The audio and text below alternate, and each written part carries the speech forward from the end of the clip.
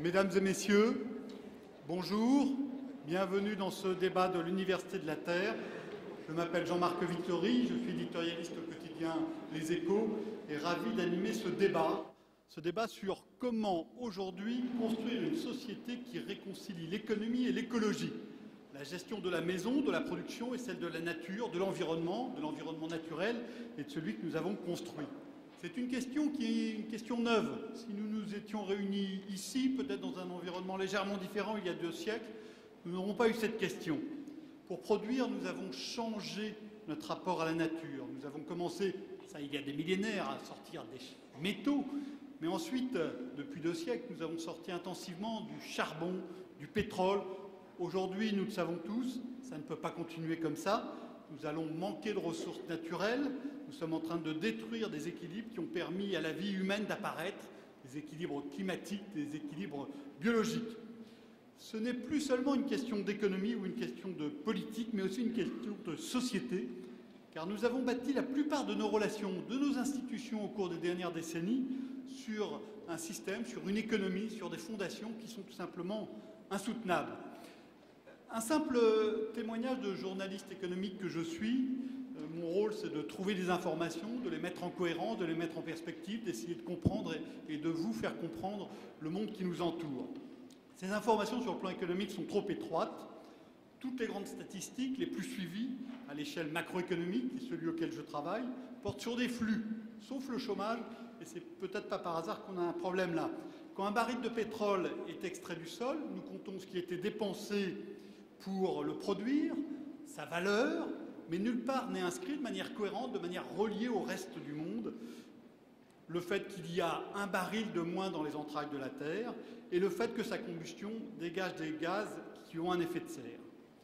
Pour construire, nous devons commencer par voir cette articulation entre les flux et les stocks. Au passage, c'est la même incapacité à relier les flux et les stocks qui a provoqué la crise financière dans laquelle nous nous débattons depuis une demi-décennie. Nous avons un problème de vision. Nous devons voir autrement, mais aussi voir comment agir. C'est ce que nous allons faire maintenant avec notre panel d'acteurs que j'invite à me rejoindre. You le panel, merci.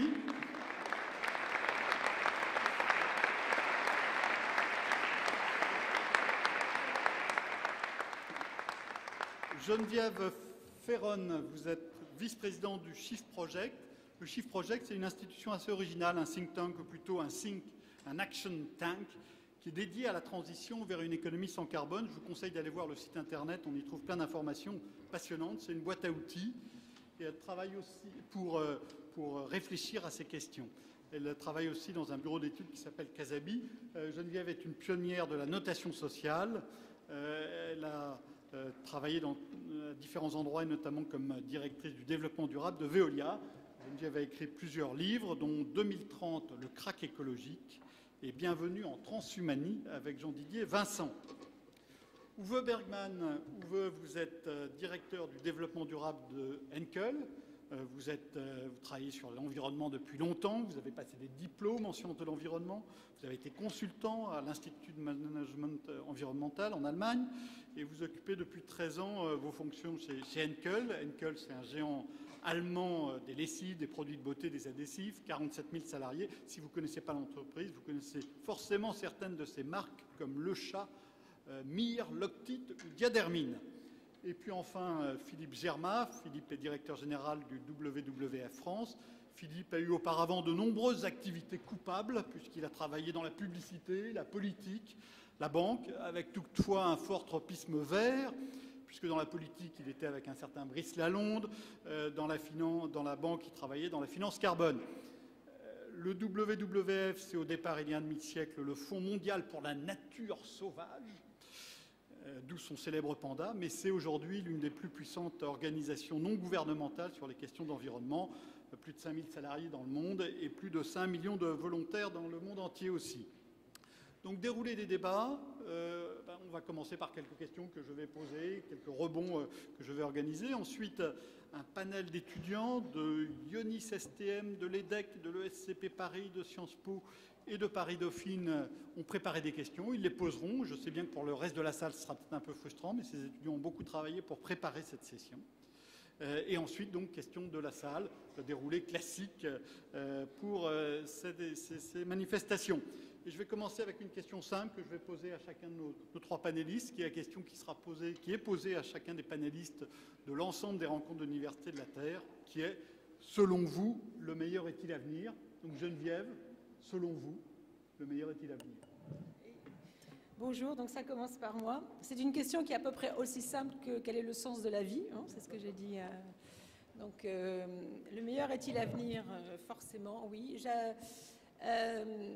J'avais écrit une petite phrase dans 2030, le crack écologique, parce que c'était assez déprimant d'écrire ce livre finalement. Et je m'étais dit, il est trop tard pour être pessimiste. Et en fait, ça rejoint un peu, ça répond à la question. Je pense que, au point où on en est rendu, il y a deux façons de voir les choses. Soit on se dit que l'on va s'enfoncer encore longtemps dans un crépuscule fossile qui va durer et qui va s'étirer jusqu'à peut-être un point de non-retour parce que les forces de l'économie, on va dire, enfin les fondamentaux économiques vont plutôt tirer vers le crépuscule fossile et essayer de faire durer le plus longtemps possible cette rente. Et donc là, le meilleur n'est probablement pas à venir.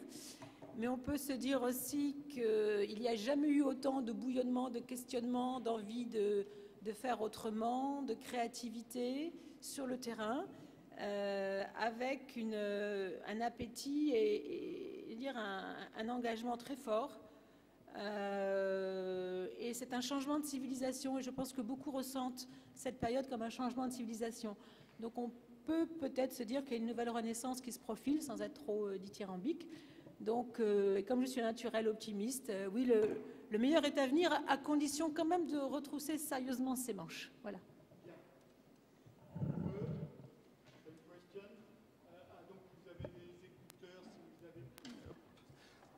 Vous avez des écouteurs si vous les avez pris, canal 1 ou canal 3 pour la traduction. Uwe va nous parler, comme il est allemand et qu'il est à Paris, il va nous parler en anglais. Uwe, is the best yet to come. Yes, I also believe the best is yet to come, and sorry for not being able to address you in French. I've tried a couple of times, and the way life went, it didn't quite work out for me. So please excuse me. But I believe the best is yet to come. Looking back, my lifetime, the last 20, 30 years, we've seen tremendous progress. We've seen the rivers being cleaned up. In Germany, for example, the Rhine, when I grew up, was pretty dirty. There was lots of chemical incidents. Today, it's still dangerous to swim in the Rhine because of the shipping on the Rhine, but in terms of water quality, many places now use it for recreation. We talked about acid rain, and as Germans, we feel very closely associated with our forests, and we thought all the forests were going to die. Well, that problem is solved as well. We had many other problems, leaded fuel, etc. And so looking back, we've made so much progress, we shouldn't forget about that when we talk about the challenges ahead. And then I want to build on Genevieve's comments. We have a lot more technology than ever before to solve the challenges of increasing population and resource scarcities. We have a lot more awareness. We have a lot more creativity, as Genevieve said. So I think on the one hand, obviously we have to have a positive vision of the future. On the other hand, looking back at what we have and what we have achieved, there definitely is a lot of reason to be extremely optimistic about it. And that's why I also very much like the theme of this conference. And my colleagues told me the French were very pessimistic and maybe the most pessimistic nation in Europe. From that theme of the conference, I have to say, I find it very hard to believe. Danke. Juste deux commentaires rapides. Les Français ne sont pas les plus pessimistes en Europe, hein, mais les plus pessimistes au monde. Et ça s'est montré dans toute une série d'enquêtes que je vous conseille de lire. Vous pouvez retrouver sur le Pew Research International. Vous pouvez trouver Pew, P-E-W. Vous pouvez trouver ça sur Internet assez facilement. C'est assez fascinant. Deuxièmement, vous évoquiez le Rhin qui est propre aujourd'hui. Quand Jacques Chirac s'était fait élire maire de Paris pour la première fois, en 1976, il avait promis qu'il se baignerait dans la Seine 20 ans plus tard, et le calendrier a été, hélas, un peu retardé. Philippe, même question, le meilleur est-il à venir? Quand on travaille dans une ONG, c'est sûr, dans l'environnement, si jamais on n'y croit pas, on ne fait pas ce job, quoi. Donc oui, on ne peut pas regarder l'avenir dans un rétroviseur, je crois que c'est McLuhan qui disait ça. Et bien sûr que le meilleur est à venir, et sinon on est dans un pessimisme effroyable. Nous, au VVF, on a un code, donc, et notre code, c'est-à-dire nos valeurs, c'est compétence, optimisme, détermination et engagement. Voilà, c'est le code. Bon, ben voilà, optimiste. Il faut être optimiste. Certes, les questions liées à l'environnement global, mondial, sont préoccupantes, on en parlera, mais pour autant, on est là pour essayer de les faire changer. Il y a quelque chose qui d'ailleurs est très important, il faut voir dans la globalisation, au fond, le monde est devenu global. Depuis qu'on a vu d'Apollo cette petite terre toute ronde dans laquelle on est coincé. Et au fond, il est devenu global et de mon point de vue, ça a totalement tout changé. Donc il y a les acteurs maîtres, ce sont les entreprises globales. Ben oui, elles ont un rôle majeur. Les ONG mondiales comme la nôtre, présentes dans 100 pays, on a une puissance extrêmement forte, beaucoup plus que les États qui, eux, sont restés locaux. Et c'est un vrai sujet de réflexion, c'est-à-dire qu'au fond, l'économie, les problématiques sont globales et il n'y a pas de gouvernance globale. Donc il y a des gouvernances locales qui sont bien impuissantes pour résoudre un certain nombre de problèmes planétaires. On parlera de la mer, on parlera de l'air, on parlera de ça tout à l'heure si vous voulez. Et c'est un vrai défi que de trouver des moyens de gouvernance, notamment sur les problèmes environnementaux, qui soient globaux. Voilà, mais pour l'instant, donc c'est les ONG qui s'en occupent. J'avais commis un petit livre qui s'appelait « Vers une gouvernance mondiale », où j'avais interrogé un certain nombre de penseurs sur cette question, dont François Bourguignon, qui est l'ancien numéro 2 de la Banque mondiale et qui vient de laisser sa place à la tête de l'école d'économie de Paris. Et il me disait, on y viendra, ces questions de gouvernance, quand on aura peur. Et si on regarde toutes les constructions étatiques, il y a des siècles, il y a des millénaires, on les a créées sur la peur, sur la volonté de se protéger contre des choses qui venaient de l'extérieur, et on y parviendra quand on aura vraiment peur, et aujourd'hui, ce n'est pas encore le cas. Geneviève, quels sont les leviers? On est dans on va pas se lamenter sur la difficulté avancée. Le sujet du débat, c'est vraiment comment construire. Quels sont les leviers pour construire cette réconciliation entre économie et écologie? Par où on peut avancer le plus efficacement? Alors, ayant réfléchi à cette question sous les angles, alors, de façon assez pragmatique, quand vous parliez tout à l'heure du fait que quand on extrait une tonne de pétrole, elle apparaît finalement nulle part dans des comptes environnementaux globaux, où elle n'est pas réellement comptabilisée pour ce qu'elle représente en termes de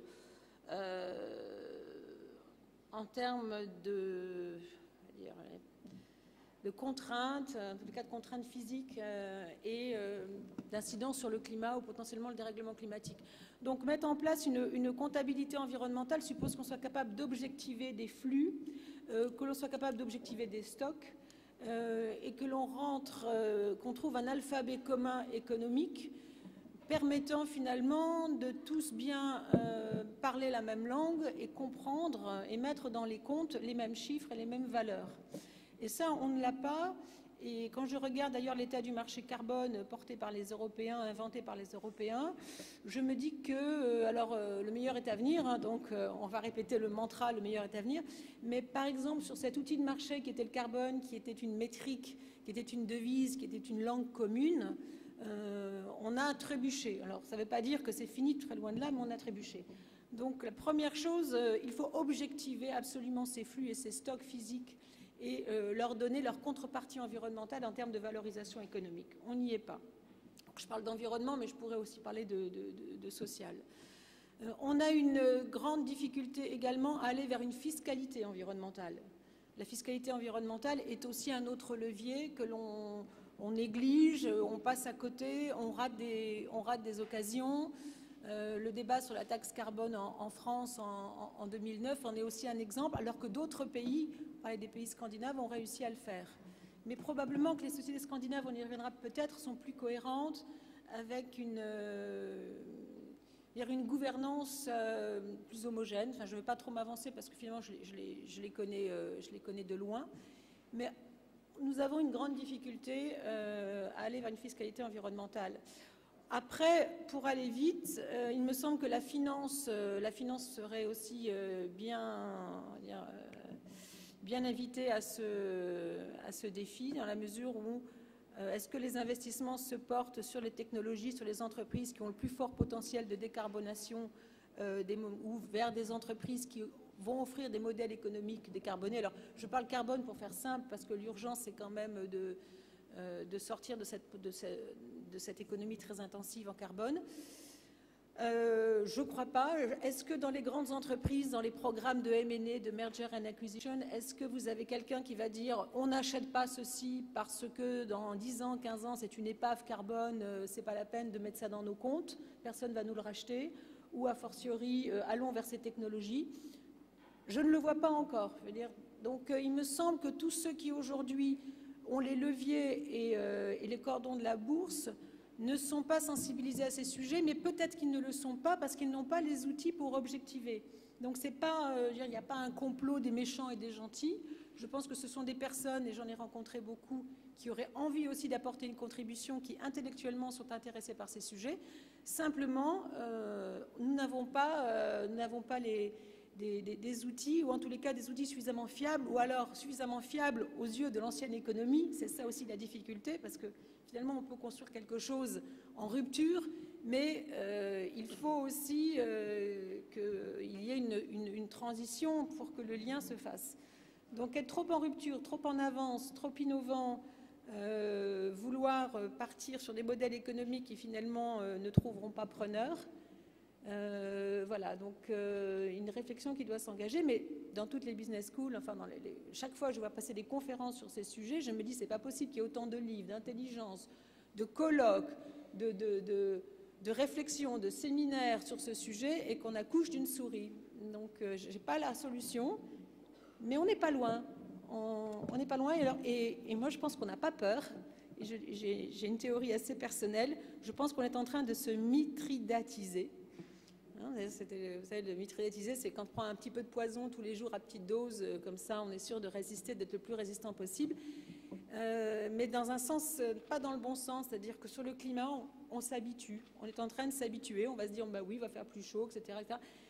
Il y a une sorte d'impuissance, donc l'instinct de survie n'est pas enclenché. Je ne crois pas qu'on ait réellement peur. Je pense qu'on est dans une forme de passivité.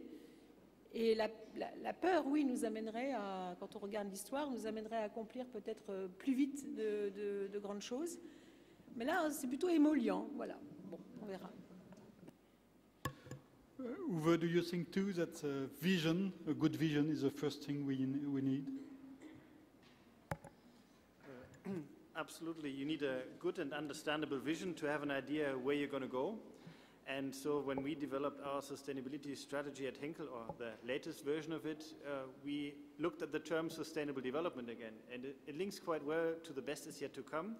We picked the Vision 2050 of the World Business Council for Sustainable Development, that in 2050, 9 billion people will live well within the boundaries of the planet.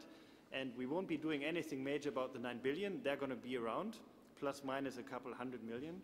And we can't do anything about the limits of the planet, so we have to build a constructive vision on that.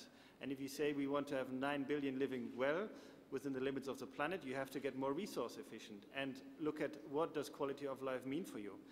And so building on this very easy vision, living well within the resource limits of the planet, we've built our strategy. We defined how much more efficient we need to become.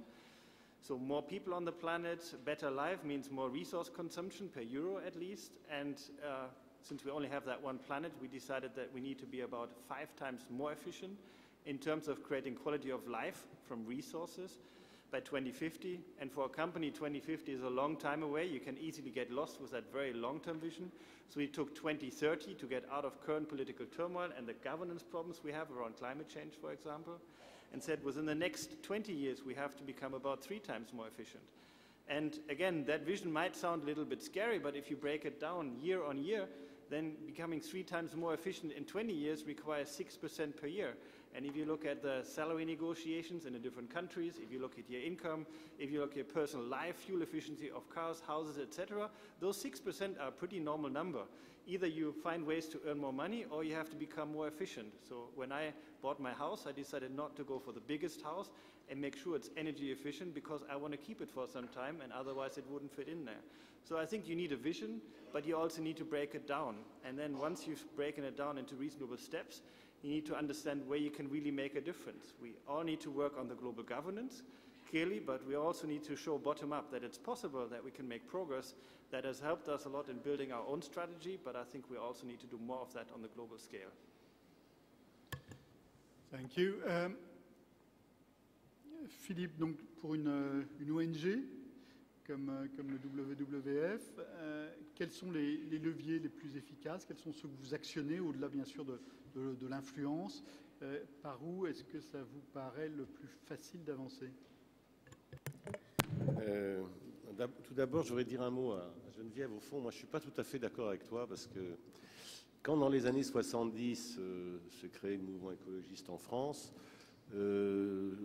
avec mon ami Brice Lalonde, je me souviens qu'on avait beaucoup d'ennemis, c'est-à-dire que toute la gauche disait qu'on empêchait la révolution prolétarienne mondiale, c'était encore juste après 70, 68, hein.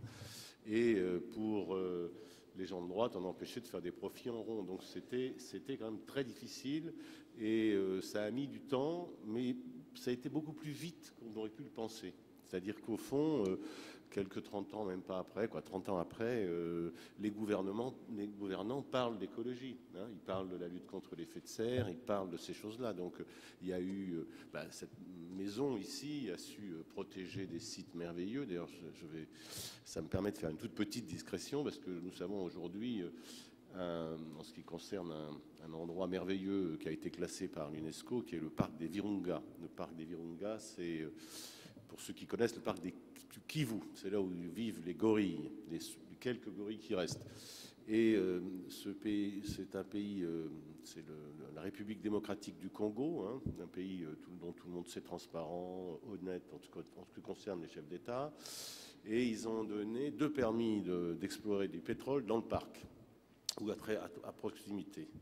L'un, malheureusement, à Total, et l'autre à une société anglaise qui s'appelle Soko. Nous, on considère qu'il n'est pas possible d'extraire du pétrole dans un parc mondial, un parc naturel mondial. Et nous l'avons dit d'ailleurs, j'ai écrit pas plus tard qu'il y a 15 jours à M. de Margerie, soit il renonce, soit on va lui pourrir une 2e fois son assemblée générale. C'est comme ça, quoi. J'annonce, et on ne peut pas. Merci. Donc, on ne peut pas, il y a des choses qu'on ne peut pas faire. On est très, par exemple, soucieux sur l'Arctique. L'Arctique, donc, dans le climat, il y a quand même quelque chose d'assez important, c'est qu'il y a 2 grands pôles glaciaires, hein, glacés, et puis une forêt tropicale humide, et tout ça structure le climat. Aller forer en Arctique du pétrole, il reste 20% soi-disant de la ressource pétrolière non explorée qui serait en Arctique. L'Arctique déjà fond avec le réchauffement climatique. Ils font fortement. Et là, si on se met à aller y chercher du pétrole, mais ça va accélérer les choses de façon catastrophique. Et c'est là, on va encore aller plus vite dans le changement climatique. Donc nous avons un programme, d'ailleurs financé par Coca-Cola, pour vous dire, qui a financé plus de 60 millions d'euros le VVF pour protéger l'Arctique. Et c'est quelque chose où, tous ensemble, on doit empêcher qu'on aille chercher du pétrole en Afrique, quoi. En Arctique, c'est impossible, on ne peut pas. On ne peut pas, parce que le jour où ça va commencer, ça va réchauffer de plus en plus vite. Le moindre accident de pétrole dans l'Arctique, c'est foutu, parce que l'eau froide, on n'arrive pas à dissiper le pétrole. Donc il faut tous ensemble qu'on refuse ces choses. Et les compagnies pétrolières seront bien obligées de s'y plier. Alors j'ai vu que Total avait renoncé, l'Arctique, mais pas le gaz. Donc ils ont renoncé le pétrole, mais on va quand même s'occuper du gaz. Bon, c'est ces choses-là qui sont ce qui préoccupe le WWF. Au travers de 2 grandes directions, je vais dire en 2 minutes. Planète vivante, c'est essentiellement le mode vivant. Aussi bien les espaces comme l'Arctique ou les forêts tropicales que les espèces. Et là, nous attirons votre attention sur le fait que la richesse de l'Asie a fait une pression sur les espèces vivantes considérable. Le tigre, il n'en reste plus que 3500. Il y a des gens même qui vont jusqu'à manger son pénis. C'est incroyable. Bon. Les requins. Les requins, il y en a de moins en moins parce que les Chinois sont riches et ils mangent du potage à l'aileron de requin. Pas de bol pour les requins. Donc quand ils n'étaient pas riches, ça allait, mais maintenant qu'ils deviennent riches, avec une classe moyenne de 200 et quelques millions d'habitants, c'est un très mauvaise nouvelle pour les requins, mauvaise nouvelle pour les holoturies, mauvaise nouvelle aussi pour les éléphants. Il y a eu 30 000 éléphants tués sur les 600 000 qui restent sur la planète l'an dernier. Et ça avait baissé, puis c'est remonté. Et tout ça, pareil, les rhinocéros, 758, je crois. Tout ça, c'est l'augmentation de la richesse de l'Asie, essentiellement Vietnam et Chine. Bon, il faut quand même le dire, hein. Vous ne le saviez pas, non? Voilà, je vous le dis. Et c'est le rôle du WWF que de surveiller ça et de pouvoir dire, attention, on ne peut pas continuer comme ça.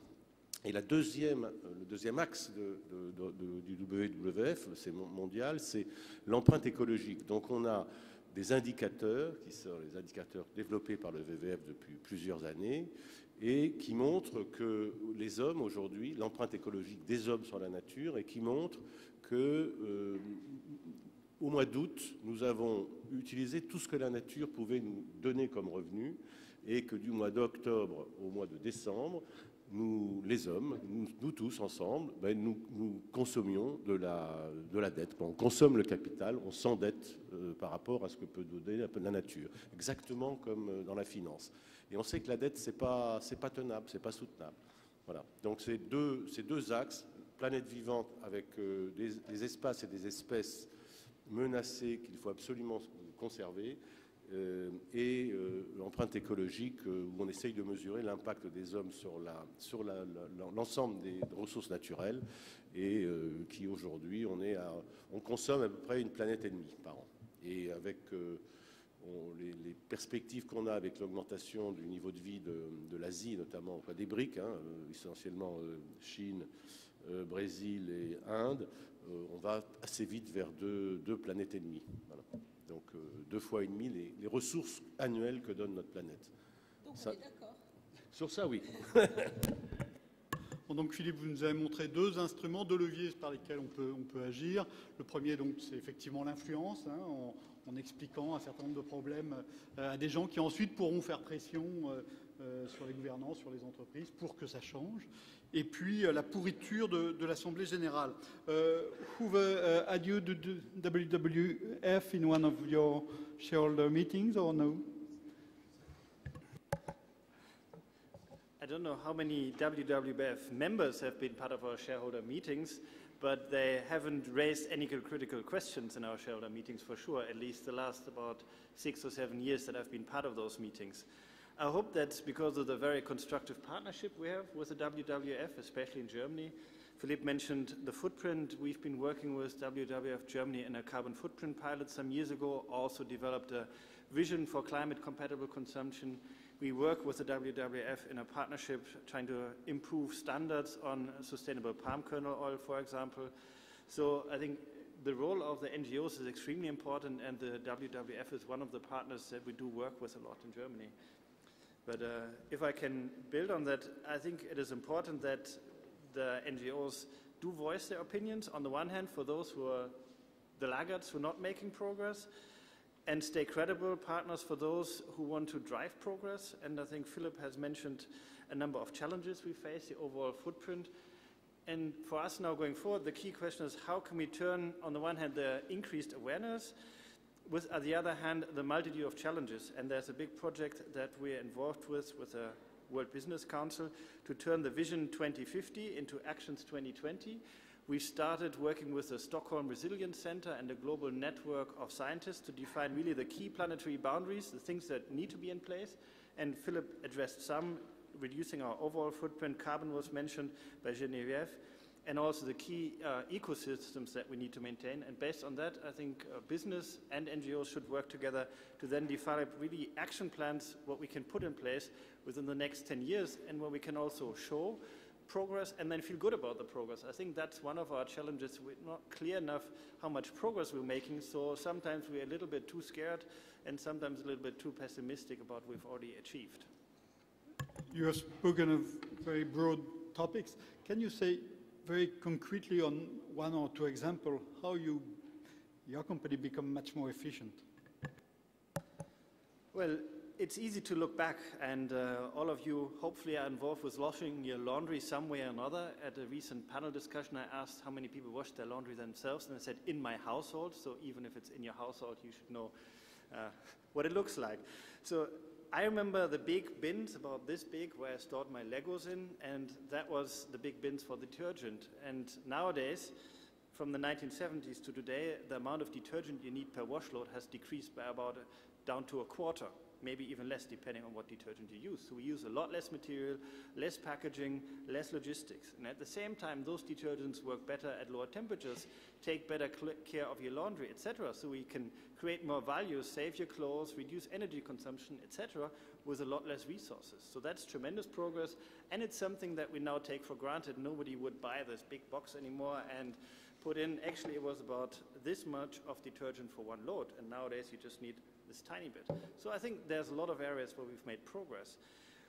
On adhesives, for example, if you think about the past, you had a lot of solvent-based adhesives, water-based high-volume adhesives. Now we have very, very compact solutions, super glues, solvent-free system for all kinds of applications. And it's not just the product that has gotten better, it's also the applications. We can make planes lighter, cars lighter and more fuel efficient, and cars also safer, because the adhesives that we use in the car help to make the car more crash resistant, etc. So there's lots of areas where we can make progress. Donc ça change déjà, et c'est important que ça se fasse. Geneviève, sur les acteurs, vous qui avez une position maintenant à la fois d'actrice mais aussi d'observatrice, quels sont les acteurs qui peuvent le plus avancer sur ces questions? Philippe disait, on a des entreprises qui sont mondiales, on a des ONG qui sont mondiales, on a des États qui restent locaux. Comment faire? Alors, d'une façon générale, on aborde une crise inédite dans sa complexité, avec des outils diplomatiques hérités peut-être bien du XVIIIe, XIXe siècle. Donc on voit bien que les organes de gouvernance mondiale ne reflètent absolument plus la réalité du monde et la complexité du monde. Et on est encore sur des modèles économiques très, on va dire, qui sont vraiment des modèles issus de la révolution industrielle. Donc on a une forme de décalage et il faut rattraper, il faut basculer rapidement. Alors, ceux qui vont aider à basculer, ce qui est évident, c'est que la mobilisation de ce qu'on appelle la société civile est un axe c'est un aiguillon extrêmement important. Moi, je l'ai vu à plusieurs reprises. Quand on quitte à être dans des rapports de force, alors chacun est dans son rôle, il faut des contre-pouvoirs. Je pense que les contre-pouvoirs de l'entreprise sont peut-être dans l'entreprise. C'est possible qu'il y ait aussi des contre-pouvoirs dans l'entreprise, mais c'est assez difficile quand même d'avoir ce chapeau-là. Mais par porosité, on peut éventuellement faire des allers-retours. Je ne pense pas du tout que le poste de directeur développement durable soit un contre-pouvoir, mais en tous les cas, ça peut être un aiguillon très efficace. Les ONG sont dans leur rôle. Les ONG sont pleinement dans leur rôle, à condition, bien sûr, d'être dans la rigueur et dans une forme de construction. Parce que si c'est pour être dogme, je dirais dogme contre dogme, c'est de la sérénité, on retourne en arrière. Ensuite, je pense que les acteurs, c'est réellement l'innovation technologique, ou même la soft innovation, toute l'intelligence qui circule dans les réseaux numériques, les réseaux sociaux. Je pense qu'on est encore assez loin de pouvoir capturer tout ce qui se passe. Et dans les laboratoires, ce qui est en train de se passer dans les laboratoires en recherche fondamentale est aussi très important.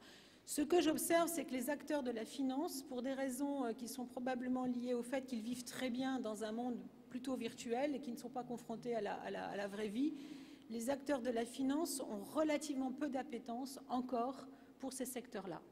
Je dis encore. Et là, il y a un petit problème parce que finalement, on est enfermé dans une sorte de liturgie qui est toujours la même, c'est celle du court terme. C'est vraiment il faut vous rendre compte que les grandes entreprises, elles sont quand même à délivrer des informations, des tableaux de bord tous les mois ou tous les 3 mois. Et il faut séduire une sorte de clergé d'analystes et d'investisseurs qui, eux, regardent des chiffres de très court terme. Donc la petite histoire verte qu'on peut leur raconter à ce moment-là, sur de dire voilà ce qu'on a sous le pied, c'est formidable, on va décarboner la planète, on a un partenariat avec VVF, ou ce que dit Henkel est très important. Mais je peux vous dire que dans les roadshows financiers, les roadshows d'analystes, c'est de l'ordre de la troupe folklorique. Il faut dire les choses telles qu'elles sont. Alors c'est sympathique. Si la troupe danse bien, on fait pas un bon moment. Mais alors, je suis peut-être, excusez-moi, j'ai une forme d'usure, mais j'ai tellement investi dans la finance responsable en termes de passion et en me disant il faut changer les choses de l'intérieur, apporter d'autres façons de mesurer la performance, d'objectiver la performance. Mais en fait, on reste quand même sur des outils de navigation très court terme. Alors, c'est peut-être le territoire qui va faire sa révolution. Moi, je vois les choses d'un point de vue assez, si je puis dire, assez pragmatique. Je me dis, ce qui va nous arriver, on peut l'interpréter à deux façons. Soit, on va dire, c'est les Chinois et les Indiens qui ont la clé du climat, le temps qu'il va faire, le climat qu'il va... Pas le temps. Le climat que nous allons avoir dans 20 ans, dans 30 ans, c'est aux mains des Chinois parce que la loi des grands nombres est telle que ce qu'ils feront en termes de choix industriels, de choix de consommation, de choix de société va être structurant. Donc moi, je fais rien. En France, en plus, 2% des émissions, bon. Ou alors, on peut se dire, il n'y a pas un endroit où on peut se cacher. Tout le monde va devoir vivre et affronter ce changement, cette rupture là où il est, sur le territoire où il habite, où il travaille, où il vit. Et donc, chaque territoire doit trouver les voies de sa résilience. Et je pense qu'il y a un message extrêmement positif qui est là remis aux mains des personnels politiques et des acteurs de la société civile pour que, même si les forces de l'économie, où on a l'impression qu'ignorent un peu ces sujets-là ou ont une tendance un petit peu à les repeindre à leur façon, eh bien, localement, il y a une mobilisation et une volonté politique de trouver des voies de résilience, de gagner en autonomie énergétique, de gagner en cohésion sociale. Voilà. Et il y a probablement là un potentiel sous-estimé. Donc je parierais sur les territoires aujourd'hui. Alors forcément les entreprises, parce que les territoires, bien sûr, hein, c'est le lieu, c'est le théâtre où on va trouver les voies de résilience. Donc des modèles d'économie circulaire, des boucles locales, des modèles d'écologie industrielle. Et peut-être qu'il va falloir avoir une vision de l'ensemble des flux, de l'interaction de ces flux plus fine, c'est-à-dire bienvenue dans un monde complexe, mais ce n'est pas forcément un mal. Il faut essayer de donner de la clarté à la complexité. Mais on a des outils maintenant qui permettent de se mouvoir dans un monde complexe, donc allons-y. Voilà. Avant de passer la parole aux étudiants qui ont préparé des questions, je voudrais vous poser une dernière question, Geneviève, et en vous demandant une réponse un peu brève. Qui assure la cohérence de l'ensemble ? À l'échelle d'un pays, c'est la fonction du politique, c'est de hiérarchiser les priorités, c'est de dire ça c'est important, ça n'est pas. Sinon, si on est dans un monde où il y a des initiatives qui sont bienvenues, qui viennent de toutes parts, si le WWF dit attention, là on est en train de supprimer les éléphants et les holoturies, et qu'il y a d'autres acteurs qui poussent chacun leur sujet, qui assure la cohérence ? Mais c'est bien le sujet. Les Nations Unies, on oublie. Je vais faire une réponse courte. Je pense que ceux qui ont été à Rio en juin, donc Rio 20 ans après, c'était assez triste par rapport à Rio 92. Il y avait réellement un espoir. Donc il y a une vacance de cette cohérence au niveau international. Faut le dire simplement. Bon, c'est comme ça. Non, je crois aux politiques. Je crois, encore une fois, je pense qu'il est extrêmement important que la cohérence soit représentée, assumée démocratiquement. Malheureusement, les politiques ont probablement des durées de vie plus courtes que les entreprises, que les chefs d'entreprise. Donc aussi dans des démarches de clientélisme. Et quand vous discutez avec un élu aujourd'hui, il vous demande qu'une chose, c'est de créer de l'emploi sur son territoire, puisque tout se mesure maintenant à l'aune de l'emploi. Et là, on est en termes de survie, et là, on a peur, effectivement. Là, il y a de la peur. Donc, acteurs économiques, acteurs politiques, unis dans un pacte sacré, mais pas pour faire de l'emploi carboné à très court terme. Et là, je crois qu'il n'y a personne aujourd'hui pour dire attention, sachons peut-être renoncer à des choses qui vous paraissent aujourd'hui peut-être séduisantes, mais qui ne feront que creuser notre tombe à long terme. Et là, il n'y a personne encore pour porter ce débat, à part peut-être des grandes figures, mais qui sont des grandes figures quasiment spirituelles ou philosophiques. Donc, on a un petit souci. Merci, je continuerai volontiers longtemps, mais maintenant, place aux étudiants. Qui pose la première question? Merci de vous présenter. Et d'être bref. Bonjour, je suis Inès Elamine, étudiante à EM Lyon. Alors j'ai une question qui reprend un peu ce que vous aviez dit sur les politiques. On constate aujourd'hui que les énergies renouvelables sont subventionnées pour la plupart d'entre elles. Mais on est bien d'accord qu'on ne peut pas construire une économie durable sur des subventions durables. Donc j'aimerais savoir ce que vous en pensez. Geneviève? Alors, c'est vrai qu'on a eu, on a ce débat sur le fait que les emplois, alors je parle des emplois verts, les emplois verts sont des emplois subventionnés. On a sorti des chiffres, je ne sais pas trop d'où ils sortent, en disant qu'un emploi vert était subventionné à 400 000 € par rapport à un emploi, entre guillemets, classique qui était plutôt de l'ordre de 40 000. Je pense pas que ce soit un... Alors les subventions durables, on oublie. Je ne pense pas que ce soit un vrai débat dans la mesure où toutes les industries, quand elles sont apparues, ont été d'une façon ou d'une autre subventionnées. Il y a toujours eu, je pense même pour l'énergie nucléaire, pour que le parc nucléaire se développe en France, il y a eu des subventions également.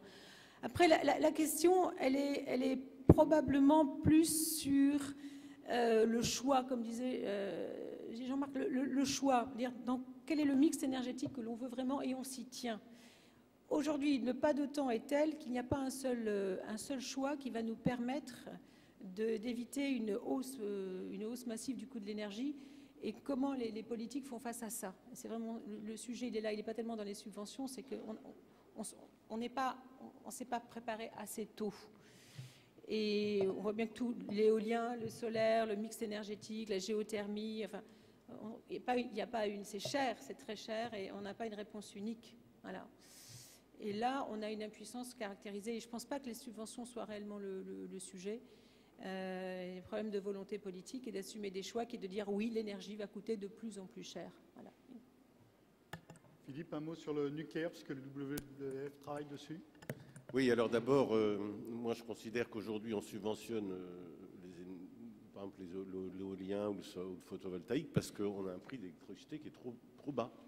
Et aujourd'hui, le prix de l'électricité en France nucléaire n'est pas à son vrai prix. On oublie complètement que dans pas longtemps, il va falloir démanteler toutes ces centrales qui sont en fin de cycle, ou qui vont arriver en fin de cycle. Il n'y a pas l'argent, hein, il n'est pas prévu. Ça coûte environ, si je me benchmark avec les coûts anglais, c'est plutôt 300 milliards que les 79 que prévoient EDF et Areva. Il n'y a qu'à regarder d'ailleurs le rapport de la Cour des comptes pour s'en apercevoir. Sur le nucléaire, il y a un rapport de l'Institut de radioprotection et de sécurité nucléaire qui est sorti il y a 15 jours, 3 semaines, un mois, qui montre qu'une catastrophe nucléaire moyenne de type Tchernobyl, même un peu plus faible que Tchernobyl ou Fukushima, en France, c'est 430 milliards d'euros. Et que la plus grave, c'est-à-dire que nos gens avec un vent d'Est, donc vent venant sur la région parisienne, c'est 5800 milliards d'euros. Bon, ça, nulle part c'est pris en compte dans le coût de l'énergie nucléaire. Si l'énergie nucléaire était à son vrai prix, à ce moment-là, les éoliennes et le photovoltaïque seraient moins chers. Et c'est ça le combat c'est vers là qu'il faut aller. Et si l'énergie était un tout petit peu plus chère, on serait beaucoup plus sobre. Les Allemands ont fait une transition énergétique. Ils ont dit on ne veut plus de nucléaire il y a longtemps. Bon, ils ont été, à mon avis, ils ont pris la bonne direction. En disant ça, ils ont payé plus cher pour l'énergie renouvelable. Et d'ailleurs, ils l'ont fait peser ce prix parce qu'ils ont eu un débat plus sur les ménages que sur les entreprises, en disant les entreprises, notamment exportatrices, il faut les privilégier, il faut leur faire payer moins cher parce qu'elles créent des emplois. Donc, mais ça a été public, ça n'a pas été un truc sous la table comme est en train de le faire le gouvernement français avec son travail sur la fiscalité écologique aujourd'hui, qui est de prendre 3,5 milliards aux ménages pour le transférer aux entreprises sans le dire. Bon, je pourrais en parler tout à l'heure. Mais les Allemands, dans la transition énergétique, ils ont dit on va vers l'énergie renouvelable et aujourd'hui l'énergie renouvelable va plus être subventionnée en Allemagne. En janvier, il y a eu plus d'électricité produite par les énergies renouvelables en Allemagne qu'il y en a eu par le nucléaire. Voilà. Dernier point juste à l'échelle mondiale, hein, comme vous le savez, les énergies fossiles sont massivement subventionnées. Hein, la consommation d'énergie fossile est massivement subventionnée. Je crois que c'était l'OCDE qui avait chiffré ça à 400 milliards de dollars. Enfin, on a aussi une subvention d'énergie fossile sans compter la taxation des effets négatifs qui proviennent de leur combustion. Question suivante d'étudiants. Oui. Bonjour, alors je m'appelle Marie Pourchaud, je suis étudiante à Sciences Po et membre de l'association Sciences Po Environnement. Et j'aurais une question à Geneviève Ferron, car vous avez dit qu'aujourd'hui, les chefs d'entreprise ont une plus longue durée de vie que les politiques. Et j'ai une question justement par rapport à la stratégie de Veolia. On parle beaucoup aujourd'hui d'économie circulaire et d'écologie industrielle. Alors, ma question, c'est est-ce que Veolia pourrait être un acteur majeur pour un changement d'organisation de la société envers une écologie industrielle, donc pour favoriser la mise en relation des entreprises pour les déchets de certaines entreprises deviennent source de matières premières pour d'autres. Donc est-ce que cette stratégie est à l'agenda? Et sinon, pourquoi? Merci. Alors, je vais répondre à la question. Il y a un qui a quitté Veolia il n'y a pas très longtemps, mais je connais bien, j'y suis restée plus de 5 ans. Alors, les chefs d'entreprise ont une durée de vie plus longue, oui, sauf quand Philippe s'en occupe, apparemment. Mais quand on parle d'écologie industrielle, économie circulaire, il faut bien comprendre que... Alors, c'est de la bonne gestion de flux et de fluides. C'est quoi? Alors non, quand on gère l'eau, quand on gère les déchets, l'énergie, la mobilité, et on est capable, et dans un parc industriel, on est capable de se dire finalement, le déchet de l'un devient la ressource de l'autre. Bon. Je veux juste dire quelque chose en matière d'écologie industrielle, c'est que la meilleure image qui me vient quand je parle d'écologie industrielle, c'est celle, ça va peut-être vous faire sourire, c'est pas ce que vous attendez, mais c'est celle d'un pack de rugby. C'est-à-dire que tout le monde a sa place, les petits, les grands, les rapides, les moins rapides, etc. Mais c'est de la solidarité. Avant d'être de la technologie, parce que c'est pas en termes de technologie on sait faire, c'est d'abord de la solidarité entre les acteurs qui s'engagent dans un endroit donné à mettre en relation peut-être aussi leurs secrets de cuisine, la comptabilité de leurs flux, de réfléchir dans une approche d'innovation partagée et ouverte comment on peut utiliser des sous-déchets, comment qualifier, enfin des sous-produits, comment on peut les qualifier et les qualifier pour qu'ils repartent dans un cycle de fabrication. Faire un petit peu de lobby aussi sur la qualification des déchets, etc. etc. Donc c'est une approche vraiment solidarité. Donc une entreprise peut bien sûr pousser dans ce sens et dire moi je suis prête, je suis capable sur un écoparc donné de vous mettre en place les bons tuyaux et de vous mesurer votre empreinte carbone, votre empreinte eau, etc., de recycler vos déchets. Mais au départ, il faut vraiment une volonté. Et là on revient au territoire, il faut aussi qu'il y ait une volonté des élus d'accueillir et de faciliter la construction de ces modèles. Alors, je sais qu'Auré a sorti une méthodologie très intéressante, la méthodologie Comet sur l'écologie industrielle. Il y a du travail de produit, mais une entreprise toute seule, même si elle est prête, alors que ce soit Veolia ou les concurrents, oui, la réponse est bien sûr oui. Et il faut aller absolument dans cette direction. Il faut aller absolument dans cette direction. Après, il y a toujours la question des coûts, combien ça coûte. Et ça coûte cher de mettre en place un parc d'écologie industrielle. Peugeot quitte Aulnay. Est-ce que sur la friche industrielle de Peugeot, les élus d'Aulnay, de la région de la Seine-Saint-Denis, auront envie de réinventer une activité circulaire, une activité fondée sur des fondamentaux de l'écologie industrielle? Ça serait une très belle carte à jouer, mais ça coûte très cher. Il n'y a pas que le climat qui est contraint, l'argent est probablement la ressource la plus contrainte aujourd'hui. Voilà. Uwe, circular economics, what does it mean for you? Fortunately, that's a concept that actually a conservative politician in Germany invented a long time ago. The complex German name is Kreislaufwirtschaftsgesetz, the law for the circular economy. And just now I saw the statistics in the newspaper. We have about a 99% rate of either material or thermal recycling in waste, which is ahead of the European average, together with a couple other countries, including Scandinavia and the Netherlands. So I think it is very much essential for us Europeans, which are not a resource-rich region, to make best use of the resources we have. And at the same time, you can recycle anything at any cost. And my wife is American, so we spent some time over there. And if you talk to people in Idaho, they say recycling doesn't make any sense because Idaho is a small country or small state way out from the big production centers. And to ship plastic or glass from Idaho back to the production centers doesn't make any sense. The distance is so large that you spend more in fuel than you get through by the savings of the resources. So we need to have this vision of the circular economy while keeping the overall efficiency in mind. And for our products, for example, it means we optimize our packaging, reduce our packaging, make sure it's recyclable. And at the same time, we also want to make sure the content of the packaging, the product itself, is as compact as possible. And as it's difficult to recycle detergents, for example, I mean, they dissolve in the water, we make sure they're biodegradable, and we also have a very high content of renewable resources in there to basically close the biological cycle as well. So you need to have the circular thought, the infrastructure for that in place, and at the same time also look at the overall efficiency of the system.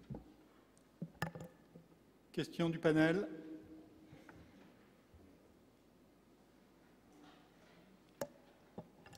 Bonjour, donc Antoine Pugnet de l'école Ionis STM.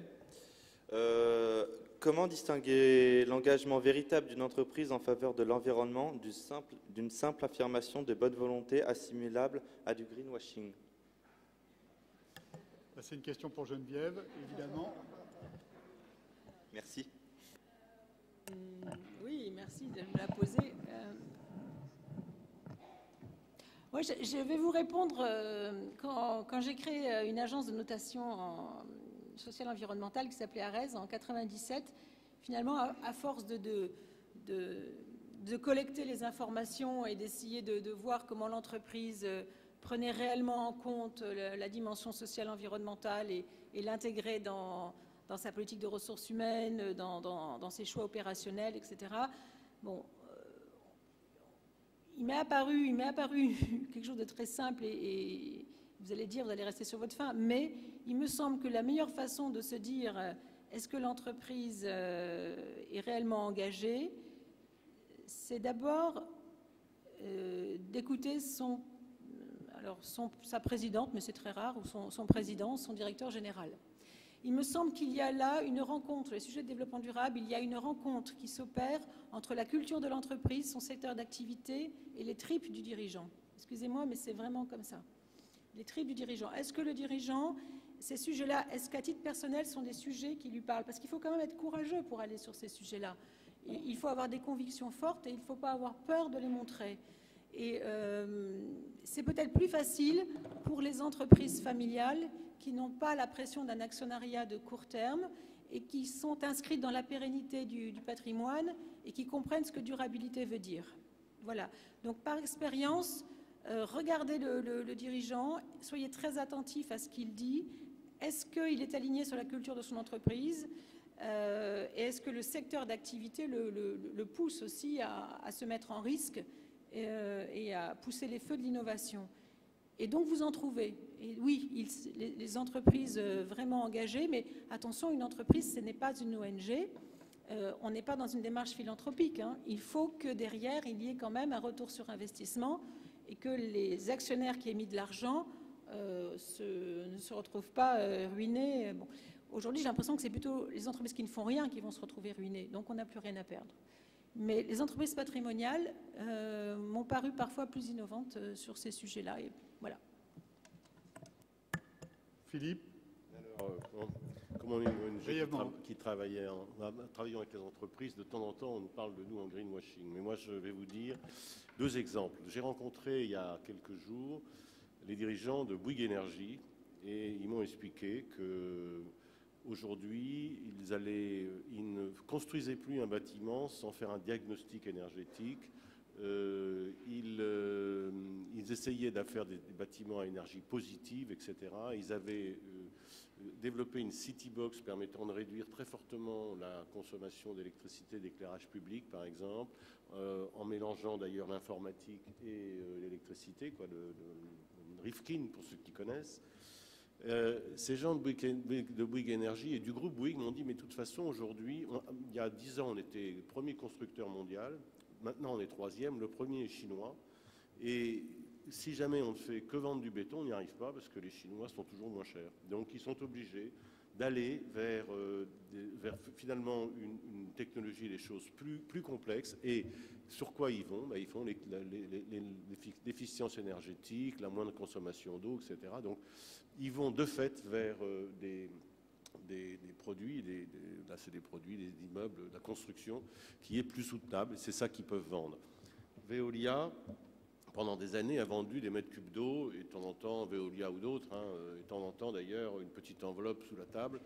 En tout cas, bon, Veolia, je ne dis pas Veolia, mais quelques-uns, ça s'est su dans la presse que les vendeurs d'eau, ils étaient un peu...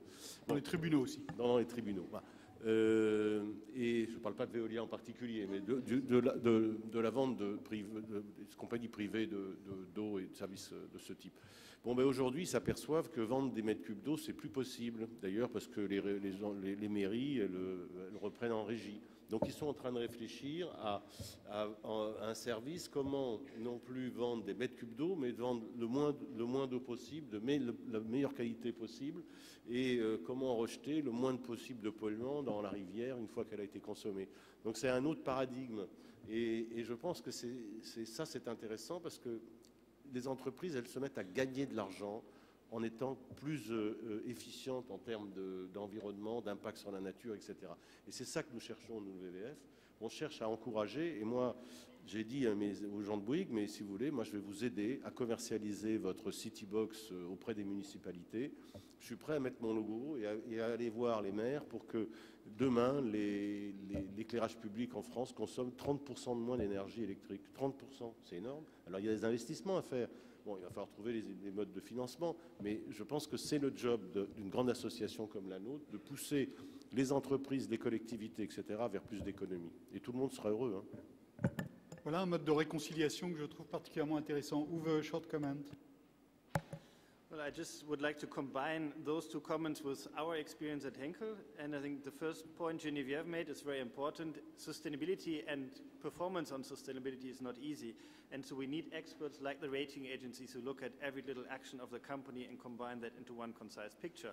So that's the difficult answer. And Philippe gave the second easier answer. I think the difference between commitment and greenwashing is the question, is the company in its business model with its targets, with its strategy, addressing the key challenges it faces? And obviously the perspective will depend on you personally, whether you look at it as a consumer or investor, but just as Philip explained it, it's actually fairly simple. Is the business of selling just more water all the time sustainable, or creating as much value from the water you sell?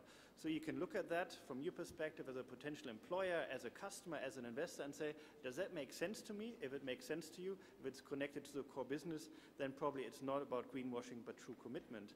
And that links to the investors. There's a saying, every company gets the investors it deserves. If you just talk to investors short term, you get the short term investors. If you can explain to investors why your investments now, why your policies, your strategies make sense in the short term as well as in the long term, your chances are much better in getting long term investors as well.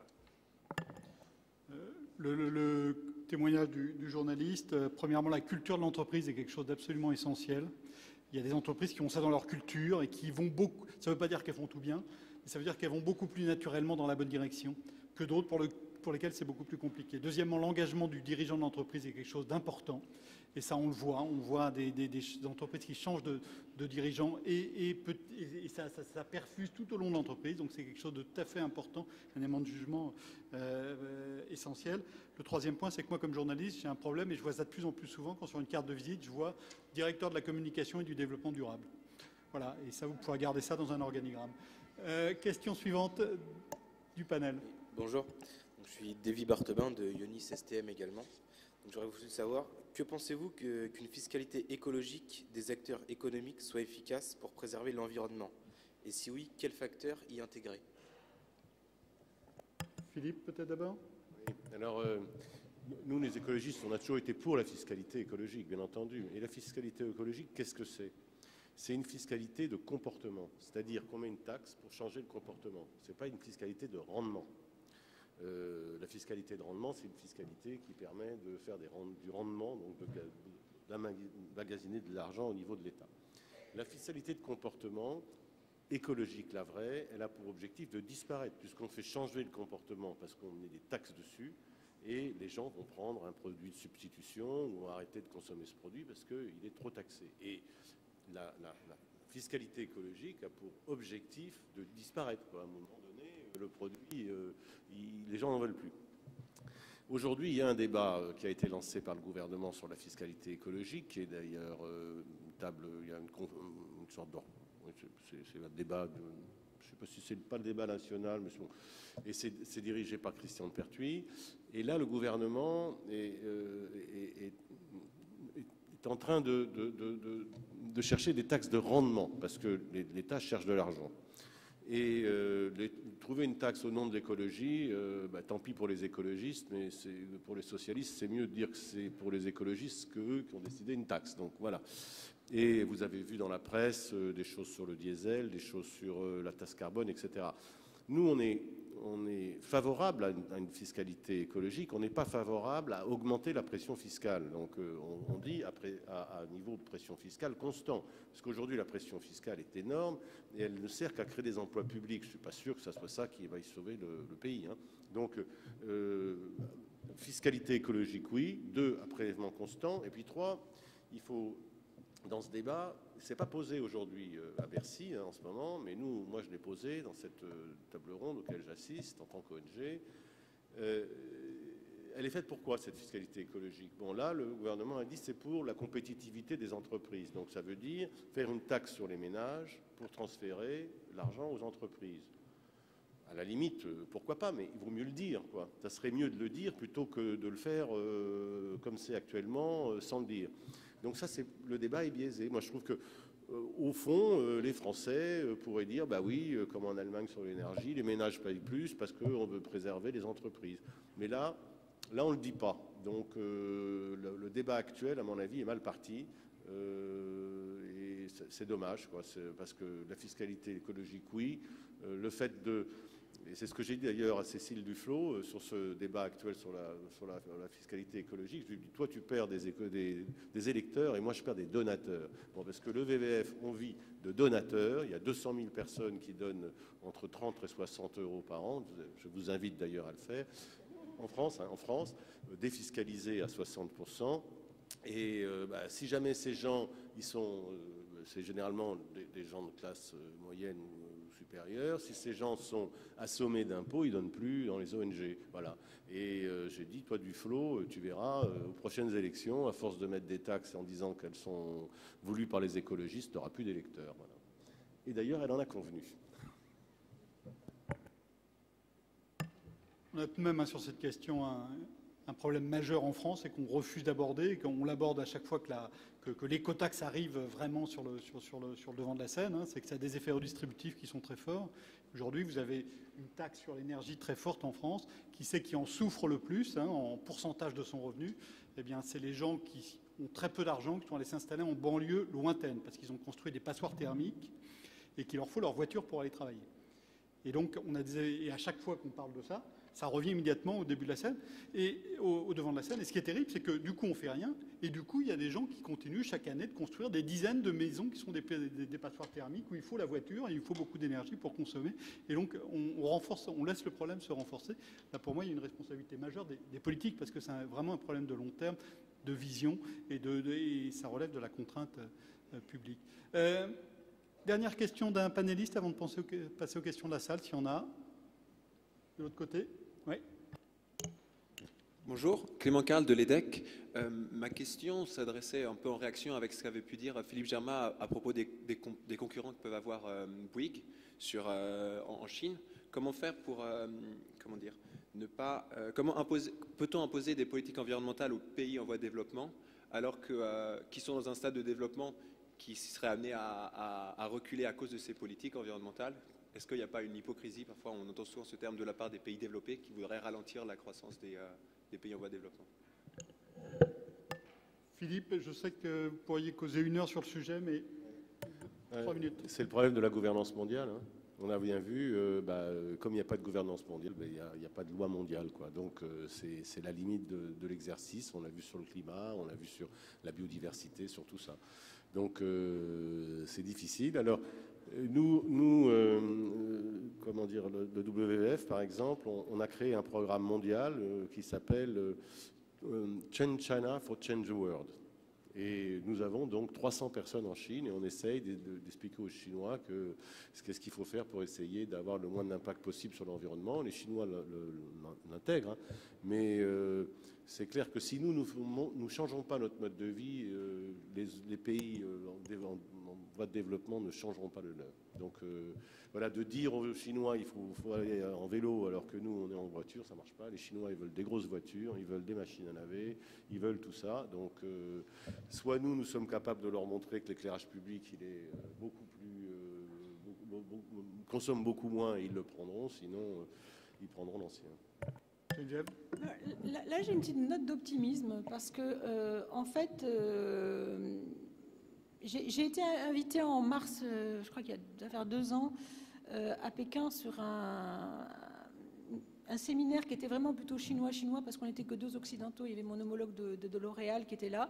Et il y avait des ONG chinoises, d'ailleurs, dont le WWF, Greenpeace et des ONG issues de Human Rights.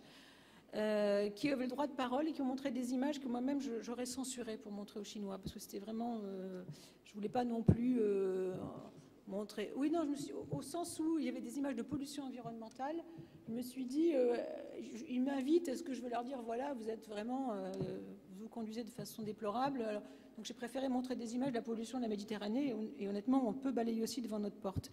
Eh bien, ces images-là ont été montrées par les Chinois eux-mêmes. C'est ces images de Google Earth, donc classiques. Et le niveau des débats était tel que je me suis dit, bon, c'est peut-être microscopique, c'est rien. Tout ça se fait dans un espace de liberté extrêmement contraint. Mais le niveau de pollution en Chine est devenu tel qu'ils vont devoir quand même penser eux-mêmes, trouver les ressorts d'une mutation rapide. Alors après, ça ne préfigure en rien ce qu'ils vont faire quand ils répondent à des marchés à l'international. Et comme l'OMC ne reconnaît pas encore les règles de RSE, comme étant des règles obligatoires, je pense qu'on a encore du retard à rattraper. Mais pour ce qui est la conscience au moins sur le sujet environnement, sur le sujet social, je ne m'avance pas. Il me semble qu'on a quand même atteint des pics de pollution tels que le sursaut est là. Voilà. Question de la salle. Merci de vous présenter, d'être bref. Je suis Georges Menahem, directeur de recherche au CNRS. Ma question s'adresse à la fois à Geneviève Ferron et à Philippe Germain. Monsieur Germain, vous avez parlé du besoin de gouvernance mondiale. Ne croyez-vous pas qu'il y aurait besoin de criminaliser, de pénaliser les crimes contre l'environnement? Pénaliser les crimes contre l'environnement par une autorité mondiale qui serait telle que la Cour pénale internationale. Et si les crimes contre l'environnement rentraient au niveau du 5e crime contre l'environnement, comme le prône Eradicating Ecocide ou le mouvement européen pour une initiative citoyenne européenne qui s'appelle End Ecocide, qui est sur le web, est-ce que ne pensez-vous pas que ce serait un moyen de discipliner les acteurs, les entrepreneurs, les entreprises, et aussi de responsabiliser les chefs d'État? Alors pour Geneviève Ferron, la question pratique, c'est quels sont les outils qui permettraient de saisir ce taux d'émission, parce que vous êtes attentive à la question des outils, à la question de la métrique du carbone en particulier. Quelle est la métrique du carbone qui serait la plus opérationnelle pour pouvoir opérationnaliser la définition de ces crimes qui contribuent au réchauffement climatique? Merci. On va commencer par Geneviève. Comment est-ce qu'on repère avant de sanctionner éventuellement, pour être logique? Alors, sur le carbone, j'ai évoqué très rapidement le fait que le marché carbone européen était plutôt en très, très petite forme. Il me semble qu'on ne doit pas abandonner la volonté de taxer les tonnes carbone, et donc de dire vous avez une activité extrêmement intensive, eh bien vous payez à hauteur, et c'est une taxe croissante et vous payez à hauteur.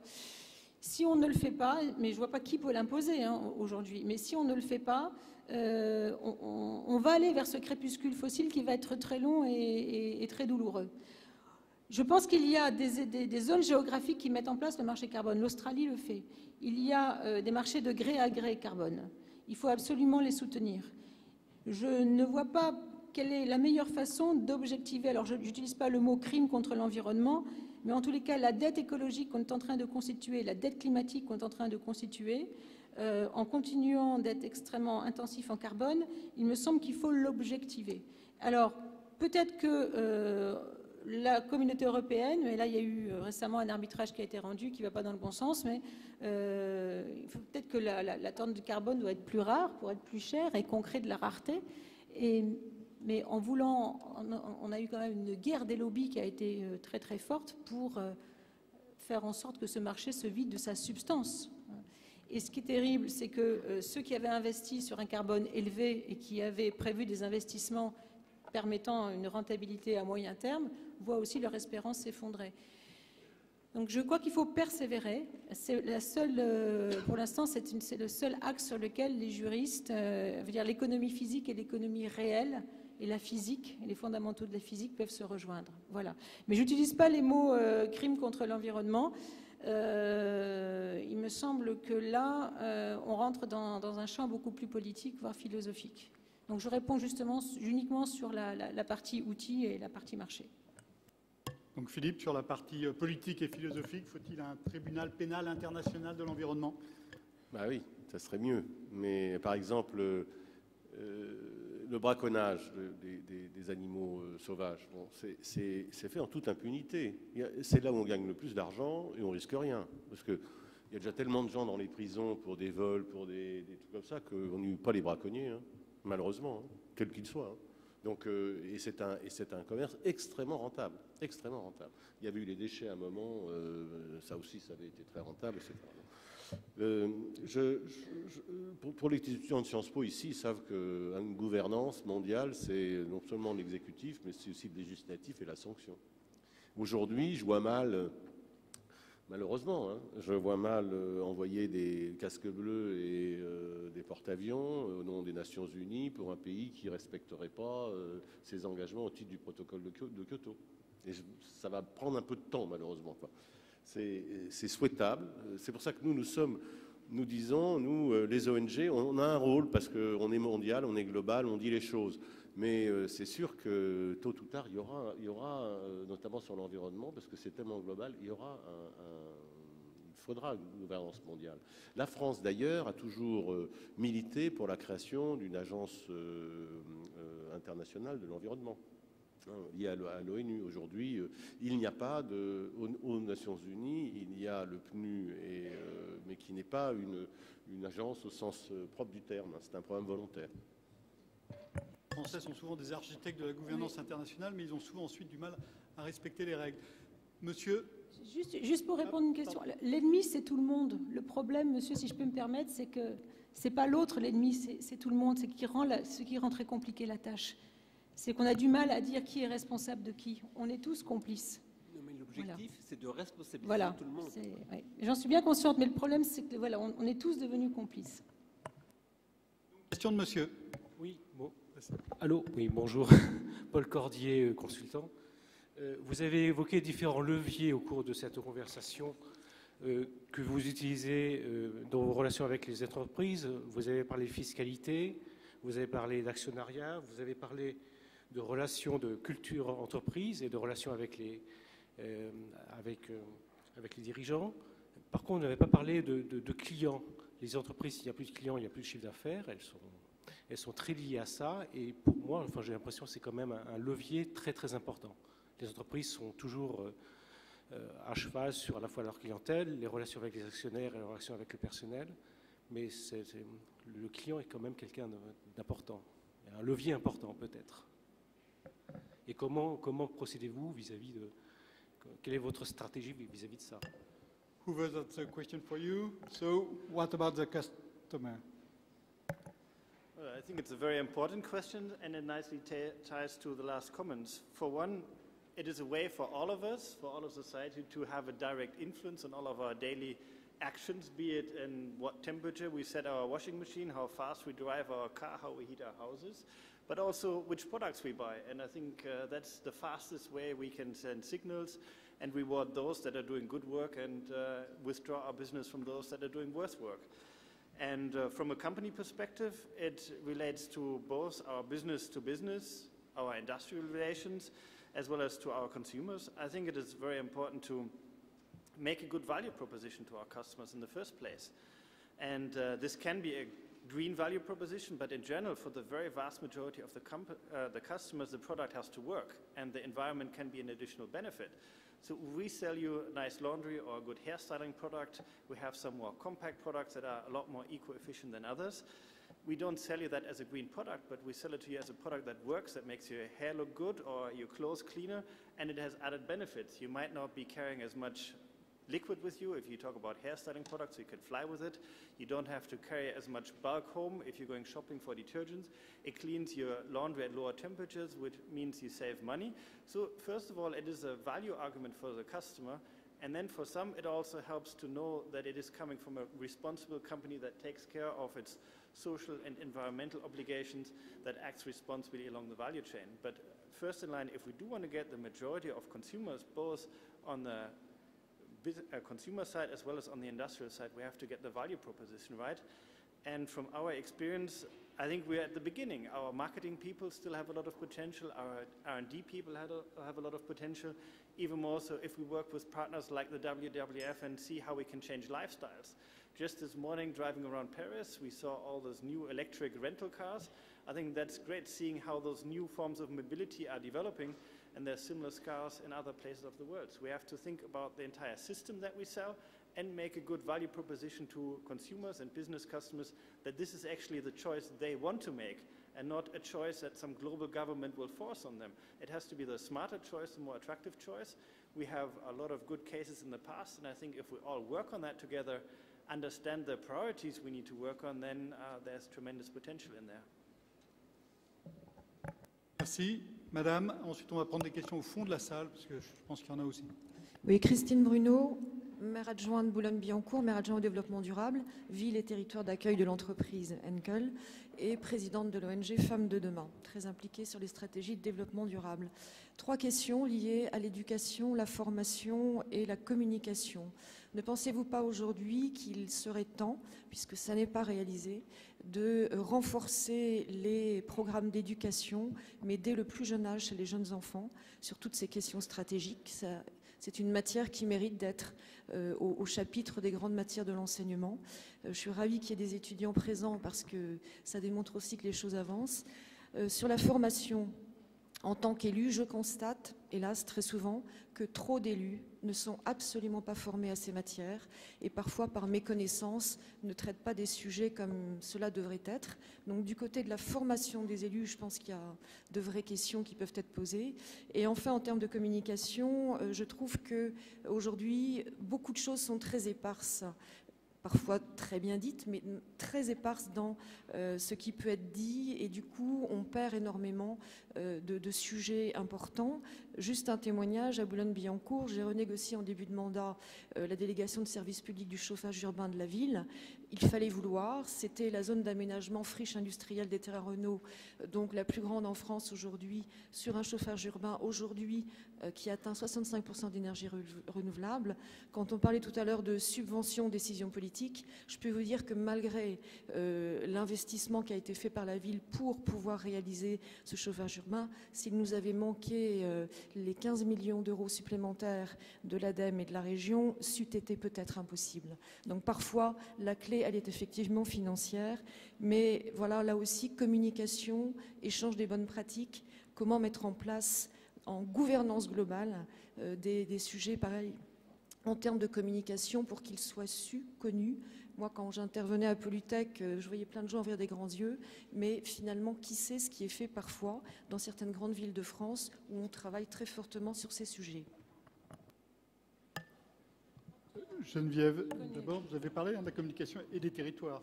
Oui, alors très rapidement, alors les élus, c'est contrasté. Il y a des élus qui sont extrêmement affûtés sur ces sujets-là et la génération qui arrive dans les services techniques challenge énormément les directeurs de développement durable que j'étais ou autres personnels techniques des entreprises.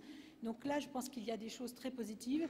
Mais sinon, il y a effectivement une génération d'élus qui, sur ces sujets, a un regard un petit peu condescendant. Voilà, c'est le mot que je voudrais utiliser. Et il faut aussi reconnaître que finalement, sur le sujet du développement durable, il y a énormément de bruit et il est difficile de trouver les bons signaux. Parce que pour trouver les bons signaux, c'est-à-dire ceux qui sont pertinents pour ce que j'ai envie de faire sur mon territoire, ça suppose qu'il y ait déjà aussi une volonté de hiérarchiser des priorités. Est-ce que c'est le chauffage urbain? Est-ce que c'est le tramway? Est-ce que c'est l'isolation des HLM? Est-ce que c'est l'éducation? Et on ne peut pas tout faire, l'argent est rare. Mais pour pouvoir hiérarchiser, il faut déjà être sensibilisé à ces sujets-là. Et quand on les prend au passe-plat, avec un peu de condescendance, il est évident qu'on va vers l'immobilisme. Et pour les écoles, oui, je pense que le plus tôt possible serait le mieux. Encore faut-il que ce sujet soit désirable, si je puis dire, voilà, et pas coercitif et moralisant. On education, Uwe, you have something to tell us? Well, for one, I want to agree that it's extremely important that people understand the social, environmental topics relevant for their positions. And so at Henkel, we've started with training programs for apprentices. We've included in our training programs for managers. And we've also had a major training effort now, turning as many as our employees as possible into sustainability ambassadors so they can take their knowledge out into society and work with their partners.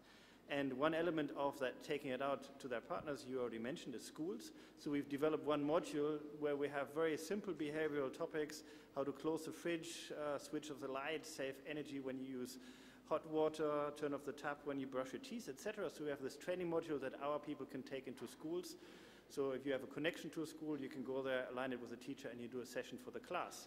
For schools who are interested, we also have a major module at our research world. It's a lab in Germany, in Düsseldorf, where we show schools all kinds of experiments around sustainability. And we've run similar programs in the 90s on environmental auditing when it started off in Europe, setting up those systems in schools. So I think it's very, very important to work with schools, and the key challenge is to develop trusted relationships that when companies come into schools, we don't want to push our products, we want to work with you because we know it's an important topic. We need to shape kids' perceptions early on. Kids are important multipliers, having influence on their parents. And so I think this is really something that we should work on together, build alliances, how we can best get that content into the schools, and obviously also then later on into the universities. Autre question, plutôt du fond, monsieur là-bas. Bonjour, Sébastien Duprat du groupe Aegis. Est-ce qu'il y aurait, selon vous, une incompatibilité quasi fondamentale entre l'économie systémique ou l'économie circulaire qui est par nature collaborative et l'économie que nous connaissons qui est plus compétitive?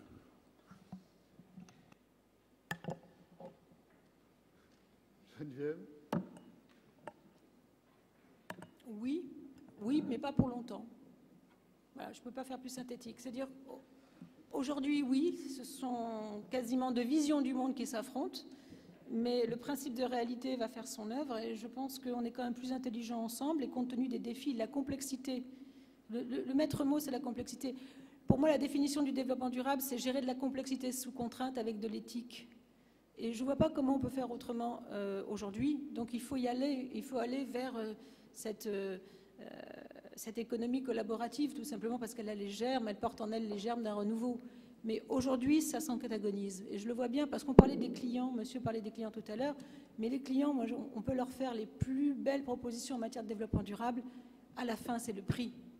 Voilà. Et il faut se rendre compte de ça. À la fin, c'est quand même le prix. Donc, on déshabille la mariée et ce qu'on vend, c'est quelque chose, un petit reporting un peu... voilà, on pourrait dire qu'on fait quand même quelque chose. La réalité aujourd'hui, elle est là. Mais ça va changer. Le meilleur est à venir. C'est vrai aussi que les entreprises travaillent de plus en plus, à la fois en étant en coopération et en compétition. Hein.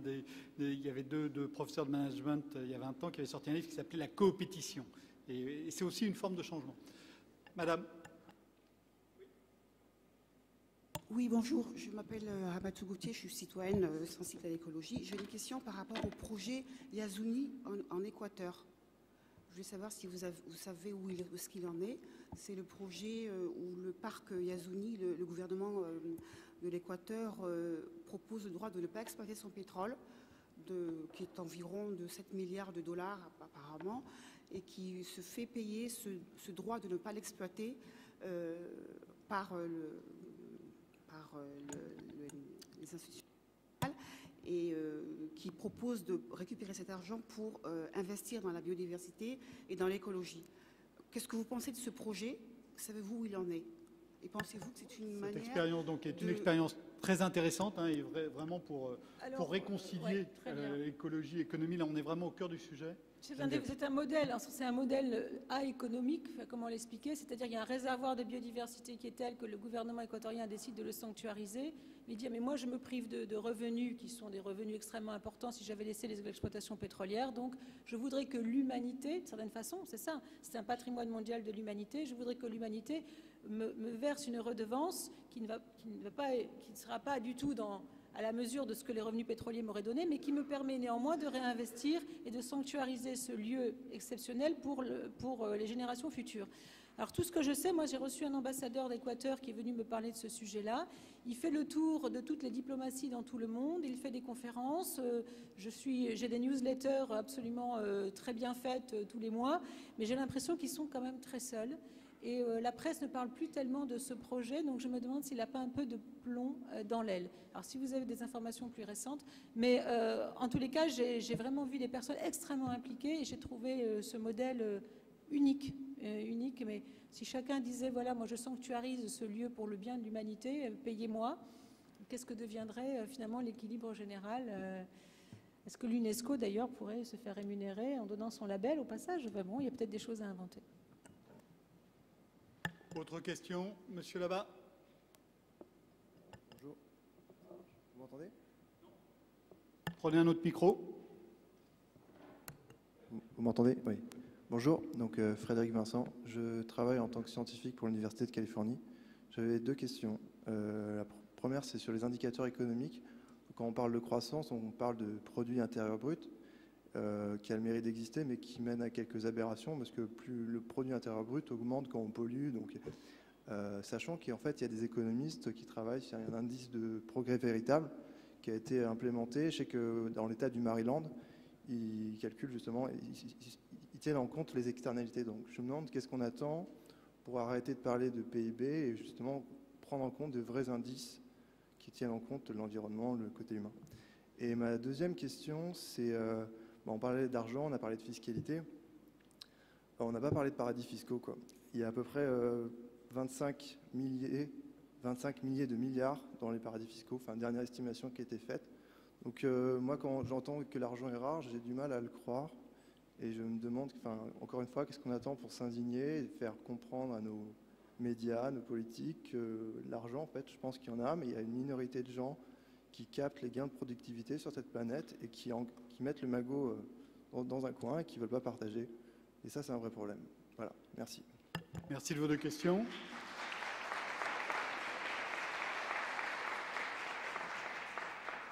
Geneviève, sur la mesure, vous avez commencé à en parler. Alors, le PIB, pourquoi il est devenu la langue véhiculaire économique et statistique du monde entier? Parce qu'il est extrêmement simple, comme vous l'avez dit, donc on rassemble le plus possible. Et je sais, c'est pas du tout de moi, je crois que c'était Kennedy qui disait le PIB calcule tout, sauf ce qui rend heureux. Donc, d'où l'idée d'économistes assez malicieux d'ailleurs de la London Business School de créer l'indice du bonheur. Il y a Happy Planet Index et je crois qu'il n'y a pas moins au dernier recensement 36 ou 37 formes de mesures différentes. Et vous connaissez la commission Stiglitz et Fitoussi qui a essayé aussi de produire des indicateurs. Pourquoi on n'y arrive pas? Parce que précisément on rentre dans la complexité. La complexité, quand on rentre dans le qualitatif, on a beaucoup de mal à capturer le qualitatif. Alors peut-être qu'il faudrait des indices spécifiques. Est-ce qu'on va plutôt privilégier la qualité de vie, la qualité de l'environnement? C'est très difficile d'encapsuler un indicateur de bonheur.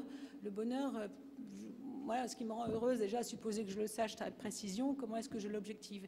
Donc plus on va aller vers une dimension immatérielle qualitative, plus on va avoir du mal à trouver un indicateur synthétique. Mais peut-être que ce n'est pas grave, peut-être qu'il en faut plusieurs et qu'on soit capable de développer différents indicateurs permettant, à côté du PIB, d'équilibrer une vision beaucoup plus fine et beaucoup plus durable de la société. Voilà pour vous répondre. Pourquoi on y... Bon, d'où la difficulté de communiquer dans une langue qui va être plus subtile et plus riche. On n'y arrive pas. Voilà. Et puis pour les paradis fiscaux, ben vous avez tout dit, donc je ne vais pas répéter. Oui, l'argent de l'économie réelle est rare, mais sinon il y a beaucoup d'argent qui malheureusement n'est pas réinjecté dans ce projet de civilisation que l'on partage. Cette question sur les paradis fiscaux nous emmenait au-delà du sujet de notre débat qui s'achève maintenant. Je crois que ce qui est important d'abord pour construire cette société réconciliant économie et écologie, c'est de bâtir un langage commun, cet alphabet commun économique, avec des indicateurs, avec des visions, avec des analyses qui sont assez différentes de celles qu'on a faites au cours des dernières décennies. Et alors, j'ai une impression très mitigée à l'issue de cet échange, parce que si on regarde au Zoom, on voit plein de choses intéressantes. On voit plein d'initiatives, l'initiative qui se passe en Équateur, en entreprise, il y a des tentatives qui se font dans des domaines qui sont très différents. Et donc, ça avance énormément. Et puis, en même temps, quand on passe ensuite au grand angle, là, ça devient beaucoup plus difficile de saisir des mouvements importants, des mouvements d'ensemble qu'il faudra à un moment générer pour avancer sur cette question. Et c'est pour ça que nous aurons l'occasion d'en reparler. En attendant, je vous invite à remercier notre brillant panel.